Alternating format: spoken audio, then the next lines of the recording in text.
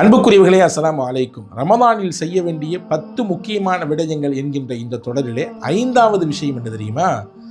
ரமதானுடைய மாதத்திலே நாம் வெறும் வாய்க்கும் வயிற்றுக்கும் மட்டும்தான் நோன்பு என்ற சிந்தனையிலிருந்து வெளியே வரணும்.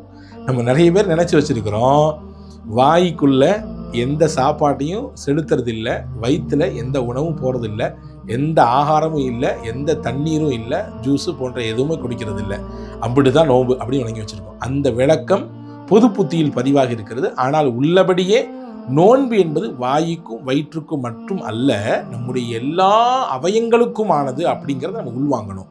அதனால இந்த கண்ணை கொண்டு நல்ல பார்வையை மட்டும்தான் ரமதான்ல பார்க்கணும். ரமதான்ல மட்டும்தானான்னு கேட்காதீங்க, எல்லா நாட்களுமே அப்படிதான்.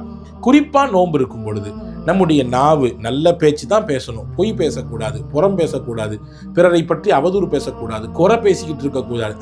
பெருசா கஞ்சி போட்டான், என்ன கஞ்சி இது என்று கஞ்சி குடிக்கிற நோன்பு திறக்க வரக்கூடிய இடத்திலே சர்வசாதாரணமாக நாம் இப்படி பேசி நம்முடைய நோன்பினுடைய நன்மை இழந்து விடக்கூடாது.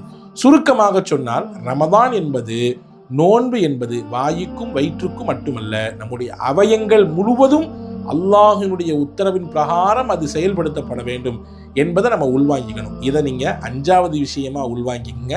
இது உங்களுக்கு பிடிச்சிருந்தால் பிற மக்களோடு இதை பகிர்ந்து கொள்ளுங்கள், நன்மையிலே கூட்டாளியாக கொள்ளுங்கள். அடுத்த ஒரு விடயத்தோடு அடுத்த பதிவிலே உங்களை நான் சந்திக்கிறேன். அஸ்ஸலாமு அலைக்கும்.